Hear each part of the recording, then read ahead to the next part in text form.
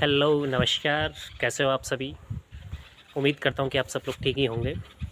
आज के व्लॉग्स में आपका स्वागत है। आज हम चर्चा करने वाले हैं 498 ए, जो कि आईपीसी का अपराध है, और इसके साथ साथ 406 जो वह भी आईपीसी का ही अपराध है। इसमें मैंने एक राजीनामा करवाया था, तो मेरा अनुभव कैसा रहा, इस संबंध में हम चर्चा करने वाले हैं।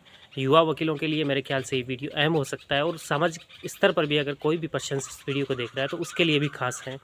किन चीज़ों को ध्यान रखना चाहिए, किन चीज़ों में गलतियाँ होती हैं, आज इस वीडियो में सारी चर्चाएँ करने वाले हैं। कैसे आज के इस वर्तमान समय में पति पत्नी के संबंध खराब हो रहे हैं, और कैसे वो कोर्ट तक पहुंच जाते हैं, उनमें क्या क्या चीज़ें होती हैं, और उसके बाद भी जो इल्ज़ाम लगते हैं, जो चीज़ें आती हैं सामने, फिर दोनों पक्षकारों में मनमुटाव होता है, तो उसकी क्या स्थिति रहती है, वास्तविकता क्या होती है, आज के इस वीडियो में हम जानने वाले हैं। देखिए, 498 ए दहेज के संबंध में होता है, और 406 जो 406 है आईपीसी का ऑफेंस, वो उसके जो सामान है उसके संबंध में होता है। जो भी स्त्रीधन वगैरह उसका था, उसके संबंध में, उसका मिसयूज़, गलत रूप से उसका यूज़ किया जाता है, उसके संबंध में होता है। देखिए, एक मामला था एसएसएम सांबर लेक का। वहाँ लगभग पीएस जोबनेर का मामला था ये, पुलिस थाना जोबनेर का, और एसएसएम सांबर लेक लगता है इसके। कुछ मामले किशनगढ़ डेनवाल भी आते हैं, कुछ मामले सांबर भी। तो सांबर लेक में ये मामला था 498 का। वहाँ वो पार्टी मेरी थी, तो मतलब मैं उसकी बेल में नहीं करवाई थी, और उसके बाद में उसमें राजीनामा की कोशिश भी मैं नहीं करी। अब जब उनके दोनों पति पत्नियों के बीच में बातचीत होना शुरू हुई, सबसे पहले पत्नी का फ़ोन आता है। पति नहीं उठा रहा था उसका, तो उसने मुझे बताया कि ऐसे ऐसे मेरे पास कॉल आता है। तो मैंने कहा ठीक है भाई, अगर कॉल आता है तो आपको बात करनी चाहिए, और किस तरीके से क्या होती है थोड़ा सा ध्यान रखना चाहिए, ये भी कि आपकी कोई गलत रिकॉर्डिंग ना हो जाए, बट आपको बात करनी चाहिए, कोशिश करनी चाहिए। अगर आपके बीच में कैसे जैसे भी मनमुटाव दूर हो जाता है, तो फिर उस दशा में दोनों के लिए ठीक रहेगा। तो मेरा जो क्लाइंट है वो मान लेता है मेरी बात को, और फ़ोन उसका पिकअप करता है, उठा लेता है, और उसके बाद उससे बातचीत होने लगती है। धीरे धीरे उनके बीच में संबंध सुधर जाते हैं वापस से। ऑलरेडी उसकी एक बच्ची है 5 साल की, 5.5 साल की। उसके बावजूद भी एक एफआईआर दर्ज करवा दी जाती है 498 में। हकीकत क्या थी? हकीकत ऐसा नहीं था कि उससे किसी भी प्रकार की कोई दहेज की मांग की गई थी, ऐसा कुछ भी नहीं था। लेकिन इसमें हुआ क्या था कि दोनों के बीच में थोड़े से मनमुटाव हुए, और मनमुटाव में कुछ बातचीत में लहजे वगैरह कुछ चीज़ें हो जाती है। ऐसे ही कुछ चीज़ें हुई, और झूठी एक एफआईआर दर्ज हो जाती है। अमूमन 498 की जो एफआईआर होती हैं कोर्ट में, जो कि पुलिस थानों में दर्ज होती है, वो अमूमन झूठी होती हैं। उनमें वकील भी बड़ा चढ़ा के जोड़ते हैं, वो चीज़ें मैं नहीं कहूँगा, लेकिन क्लाइंट भी ऐसे ही होते हैं कि वो बड़ा चढ़ा के चीज़ों को बताना चाहते हैं। हमारे साथ ऐसा हुआ, वैसा हुआ, होता नहीं है एक्चुअल में। लगभग 10% लोगों के साथ भी ऐसा नहीं होता है, लेकिन बड़ा चढ़ा के उस चीज़ को बताया जाता है, जोड़ दिया जाता है। पुरुष जो भी पति होता है उसके खिलाफ एफआईआर दर्ज हो जाती है, फिर उसे घसीटा जाता है। और एक अहम और वहम की वजह से, ये दोनों चीज़ों का रोल बहुत ज़्यादा होता है ऐसे मामलों में, अहम का और वहम का। कुछ वहम होता है, कुछ अहम होता है। अब वैसा ही उन्हीं के साथ हुआ। अब जैसे ही वो राजीनामा उनके बीच में, उस कोर्ट में फाइल चल रही थी उनकी, दोनों के बीच में बातचीत हो जाती है। बातचीत होने के बाद अब वो क्या कहती है कि पत्नी कि मैं तुम्हारे साथ रहने को तैयार हूँ। वापस से पत्नी ऑफ़र करती है। अब उसने मेरे से बात करी, तो मैंने कहा ठीक है भाई, मौका तो गंवाना नहीं चाहिए। अब अमूमन वकील क्या करते हैं मुझे नहीं पता इस संबंध में, क्योंकि देखिए मुझे फ़ीस से मतलब होता है, मैं एक वकील हूँ, तो फीस से मुझे मतलब है, ये निश्चित है। लेकिन मैं इसके साथ साथ मेरे जो कर्तव्य हैं उनका भी तो पालन करता हूँ। अगर दो पक्षों के बीच में राजीनामा हो रहा है तो फिर मैं क्यों रोकूँ उसे? अमूमन अब मैं ये क्यों कहना चाह रहा हूँ, वो अगर वकील हैं तो आप समझ गए होंगे। किसी पे इल्ज़ाम लगाना मेरी आदत नहीं है, और नहीं लगाना भी नहीं चाहूँगा। तो यहाँ मेरी पॉजिटिव में उसकी बातचीत थी, पॉजिटिव रुख मेरा था। तो मैंने चाहा कि ठीक है, दोनों पक्षकारों को क्यों ना मिलना चाहिए। फिर दिक्कत क्या है, कोर्ट में मामला चल रहा है, चलता रहेगा, उसका भी निपटारा हो जाएगा एक ना एक दिन। तो इस तरीके से वो दोनों फिर एक जगह रहने लग गए। उनके बीच में कोई स्टाम्प वगैरह एग्जीबिट नहीं हुआ, क्योंकि लड़की थोड़ी पढ़ी लिखी है, लड़का नहीं है। यहाँ कुछ परिस्थिति अलग है, तो लड़की नहीं चाहती कि कोई एग्रीमेंट हो। तो उसके बाद में क्या होता है कि वो साथ रहने लग जाते हैं, काफ़ी टाइम तक साथ रहते हैं। अब 2-3 दिन पहले उसकी फ़ाइल लगी थी, उसी डेट पे तो हम चाहते थे कि राजीनामा हो जाए। तो उसने जो भी उसका पति था, जो भी मेरा एक्यूज़ था, तो वो मेरे पास कॉल करता है। मैंने उसे सारी चीज़ें बताई कि इसमें चार्ज लगना है, और उसके बाद इसमें राजीनामा भी अपन करा सकते हैं। 406 तो राजीनामा योग्य हैं, और 498 में हॉस्टाइल होते हैं विटनेस। तो हम ऐसी चीज़ें करवा सकते हैं, अगर आप दोनों राज़ी हैं तो। ऐसी दशा में कोर्ट को भी कोई एतराज़ नहीं होता है ऐसी दशा में। तो अब वो कहता है कि मेरी वाइफ मानेगी नहीं। मैंने उसे समझाने की बहुत कोशिश करी है, वो इस मामले में राजीनामा नहीं करेगी, जबकि वह 8 महीने से जब एफआईआर दर्ज हुई है उसके बाद से ही उसके साथ रह रही है, कुछ चालान पेश होने के जस्ट बाद से ही।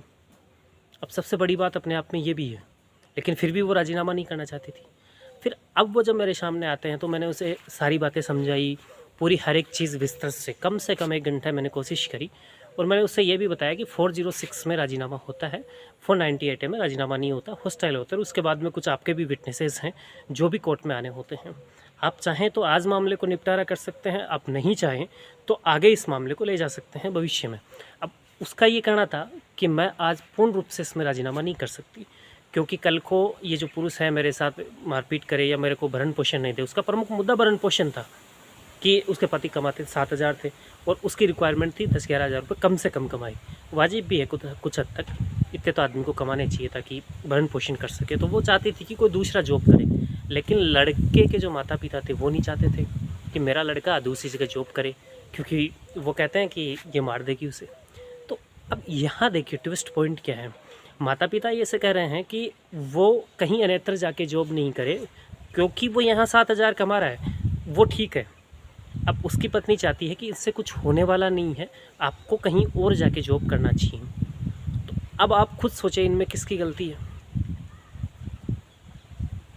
माता पिता कुछ चाहते हैं, पत्नी कुछ चाहती है, तो क्या पत्नी की मांग गलत है? यहाँ से डिस्प्यूट पैदा होता है। अब ऐसी दशा में जो 7,000 कमाता है, जिसके एक बच्ची है और रूम किराया लेके रहते हैं, फैमिली में नहीं रहते हैं। जब से विवाद हुआ उसके बाद राजीनामा जब होता है वो साथ आती है, तो पहली शर्त ये थी कि किराए के मकान में रहोगे। अब ऐसी दशा में 7,000 से होता क्या है, और ऊपर से वो लेडी प्रेग्नेंट भी है। अब ये डिस्प्यूट और बढ़ने लगता है, लेकिन सास ससुर जो उसके माता पिता हैं लड़के के, वो उससे कहीं अन्यत्र कमाने भेजने को तैयार नहीं है।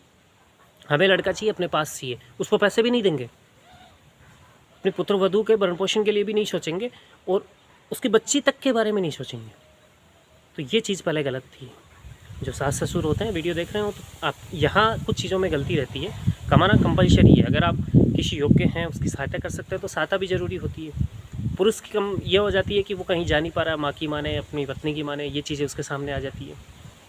वो दोनों तरफ से आगे कुआं पीछे पहाड़, वो कहानी सुनी होगी, आगे कुआं पीछे खाई, पहाड़ नहीं होता खाई होती है। तो ये चीज़ें सुनी होगी, वो चीज़ें उसके ऊपर लागू हो जाती है, इधर पत्नी की माने या फिर उधर अपने माता पिता की माने। लेकिन भरण पोषण करना तो उसकी जिम्मेदारी है। इस चीज़ को अगर समझदार हैं तो फिर वो दोनों की नहीं माने, फिर तो वो कहीं का नहीं रहे, ना घर का ना घाट का, वैसी कहानी हो जाए। तो इसमें ऐसी कुछ चीज़ें हुई। फिर मैंने उसे कोशिश करी, उसकी जो वाइफ थी उसको समझाया कि ये बंदा जाएगा, उस बंदे को भी समझाया कि आपको कैसे करना चाहिए। मैंने उसको पहले चीज़ ये कहा कि आपके माता पिता आपको कोई चीज़ बताते हैं तो क्या आप अपनी वाइफ को बताते हैं कि हाँ बिल्कुल बताता हूँ। उनके बारे में कुछ भी चीज़ कहें मैं तुरंत इनको कह देता हूँ कि मेरी माता पिता आपके बारे में ये कह रहे थे, वो कह रहे थे। तो मैंने कहा ये सब क्यों करते हो आप? पहले तो इसी चीज़ को बंद करो ना। वो क्या कहते हैं आप अपने सुनो और इधर से निकाल दो। आपकी पत्नी क्या कहती है वो आप अपने माता पिता को कहते हो कि हाँ, तो ये काम बंद कर दो आप। तो ये मीडिएटर वाला जो है ना काम बंद कर दो आप। कुछ चीज़ें यहीं से शुरुआत हो जाएगी सही होना। तो ये सारी चीज़ें मैंने उन्हें समझाई, लेकिन इनमें गलती देखी जाए ना, वो कुछ ना कुछ रूप से थोड़ी थोड़ी हर एक की होती है। कुछ मामलों में लेडीज़ की भी इतनी ज़्यादा गलती होती है आप सोच नहीं सकते। झूठे मुकदमे दर्ज होते हैं, ये स्वाभाविक है। 10% मुकदमे ही सच्चे मुकदमे होते हैं। अब उसके बाद मैं राजीनामा की कोशिश कर रहा हूँ। मैंने कोर्ट में उसमें एक सेक्शन में 406 में, जैसे मैंने बताया अभी, तो उसमें मैंने राजीनामा पेश कर दिया। अब 406 में जैसे ही मैंने राजीनामा पेश किया, परमिशन योग्य था तो राजीनामा पेश कर दिया। उसके बाद कोर्ट उसमें बयान कराने के लिए तैयार हुआ। बयान भी उसने फेवर में दे दिया। कोर्ट ने ये पूछा, जो मजिस्ट्रेट साहिबा थी उन्होंने, कि क्या आप लड़के को जेल भेजना चाहते हो? कि नहीं मैडम, नहीं भेजना चाहती। वहाँ एक इनोसेंट जो उसका रुख है वो सामने आता है। मैं भी उस समय सुन रहा था। बयान हॉस्टाइल हो गई वो पूरी। उसने कह दिया कि मेरे से किसी प्रकार की कोई मांग नहीं करी है, गलतफहमी में मैंने मुकदमा दर्ज कराया, सारी चीज़ें हो गई, उसके बयान हो गए। अब उसके बाद कोर्ट ने ये पूछा कि क्या इस मामले को आज ही डिस्पोजल कर दें? तो लड़की ने कहा नहीं। अब मेरे ऊपर इल्ज़ाम आते हैं उस समय। लड़की कहती है कि वकील साहब आपने तो मुझे ऐसे कहा था आज मामला पूरा नहीं होगा, वैसे आज तो आगे की कोई डेट ही नहीं ले रहे हो, मुझे गुमराह कर रहे हो, उसमें आज ही राजी सारी चीज़ कर रहे हो, आप तो इसको बरी कर दोगे, कल को ये फिर मेरे साथ ऐसी चीज़ें करेगा, वैसे करेगा। फिर मैंने उस लेडीज़ को कहा कि मेरा ऐसा कोई इंटेंशन नहीं है, आप जस्ट पूछ रहे हैं आपको। पूछने का मतलब ये नहीं कि आज ही इसे फ्री कर रहे हैं, अगर आपकी परमिशन होगी तो फ्री कर देंगे, आज अन्यथा सभी के बयान होंगे। काफ़ी टाइम लगा मेरे को, बाहर भी मैं आया कोर्ट से बाहर, उसको काफ़ी समझाया, उसके बाद वो समझी, लेकिन वहाँ भी वो थोड़ा सा इमोशनली मतलब रोने टाइप में कुछ हो गई थी। वहाँ मुझे कुछ उसकी चीज़ें फील हुई कि हाँ, जब आप कमाना नहीं चाहते, लेकिन एक चीज़ मैंने उस समय सोची, देखी सारी चीज़ें, वो लेडी उसके साथ रहना चाहती थी। वो 7,000 कमाता, लेकिन उसकी डिमांड इतनी थी कि कम से कम परिवार का भरण पोषण करे, उसकी बच्ची को भी पढ़ाए और 10,000 रुपये कम से कम कमाए, आज के समय में इतनी ज़रूरत है, उसकी ये डिमांड थी। उसके बाद में हमने कोशिश करी, उसमें डेट ले ली मजिस्ट्रेट साहब को कहकर कि ठीक है साहब, और के बयान होंगे, तब तक रखो मामला, क्योंकि उस लेडी ने भी कहा ये चीज़ कि साहब अगर मैं मुकदमा उठा लेती हूँ तो ऐसी दशा में इसके मन में कोई भय नहीं रहेगा, ये कमाएगा भी नहीं। तो फिर मैंने मेरे क्लाइंट को कहा ठीक है, जो नेक्स्ट डेट है आप उस नेक्स्ट डेट पे इसको साथ लेके आना, तब तक आप किसी दूसरी कंपनी में कहीं भी सेट हो जाना, और आपका जो भी रोज़गार है उसे चेंज करके कहीं सेट होके, और आपकी वाइफ आके ये कह देती है कि हाँ मैं इनके साथ संतुष्ट हूँ, तो इसमें अपन राजीनामा कर लेंगे। ये मेरा पॉजिटिव रुख था। अगर मैं चाहता तो उनके बीच में शुरू से ही डिस्प्यूट रखता, तो ये तो मेरा पॉजिटिव रुख रहा। लेकिन अब मैं कुछ चीज़ें ये बताना चाहूँगा कि डिस्प्यूट शुरू कहाँ से होता है। डिस्प्यूट शुरू होता है एक छोटी सी बात से लेकर, जो छोटी सी बात जायज़ होती है, लेकिन उस जायज़ बात को पूरी नहीं करने पर फिर बातें सारी नाजायज़ होती, फिर इल्ज़ाम लगते हैं पति के ऊपर, क्योंकि अमूमन कानून ऐसा ही बना हुआ है, और सारे इल्ज़ाम झूठे होते हैं, चाहे वो किसी भी कैटेगरी के हो। कुछ तो ऐसी कैटेगरी के इल्ज़ाम लगते हैं आप सोच भी नहीं सकते। आपके जो सामाजिक स्तर के व्यवहार हैं, सामाजिक स्तर के मान सम्मान है, सारों को ठेस पहुंचा दी जाती है। वो एक छोटी सी गलतफहमी की वजह से और छोटी सी मांग, जायज़ मांग की वजह से, जिसे पूरी नहीं करी जाती। और उसके बाद में कुछ गलतियां ये भी होती है पति की भी, आपस में बातचीतों को मीडिएटर का काम करता है, जो मैंने अभी पहले बताया है, वो नहीं करे। उसमें कोशिश करें कैसे, जैसे भी देखिए परिवार हैं वो तब चलते हैं जब कोई एक सिर झुका लेता है, दूसरा चलता रहता है। हर एक बात पे आप तनातन में हो जाते हो तो फिर ऐसी दशा में परिवार नहीं चल पाते। तो ये चीज़ें उस समय निश्चित रूप से थी। अब मेरा तो पॉजिटिव रुख था उस मामले में, कैसे जैसे मैंने उन लोगों को दोनों को समझाया, कैसे जैसे उन्हें तैयार किया, वो काफ़ी मेरे लिए एक अलग ही माहौल था, अलग ही कुछ सीखने को मिला उस समय। लेकिन लेडीज़ की जो वहाँ कोर्ट में कही गई बात है वो मुझे आज भी याद है, अभी भी, क्योंकि 2-3 दिन ही हुए हैं, कि हाँ सब जेल तो नहीं भेजना चाहती मैं मेरे पति को। फिर क्या चाहती हूँ? मजिस्ट्रेट साहिबा ने पूछा कि मैं सब इससे भरण पोषण चाहती हूँ। अब चूँकि वो मामला भरण पोषण का नहीं है तो उसमें जजेज कुछ बोल नहीं सकते, लेकिन उस लेडी की पॉलिसी तो आउट होती है कि हाँ वो क्या चाहती है, मुकदमा क्यों दर्ज हुआ है। हालांकि 498 का पूरा झूठा है, ये इस चीज़ से ही क्लियर हो जाती है, लेकिन ये चीज़ भी तो क्लियर है कि इसकी वजह क्या है। तो ये चीज़ें सास ससुर को, पति को, दोनों को सोचने की हैं।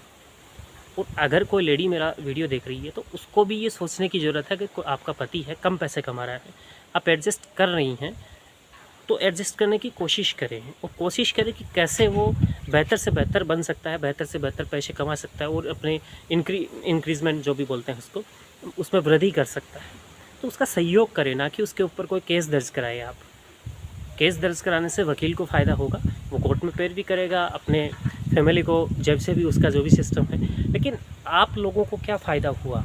और ज़रूरी नहीं है कि हर वकील उसमें पॉजिटिव रुख अपनाए, सबकी अलग अलग सोच है।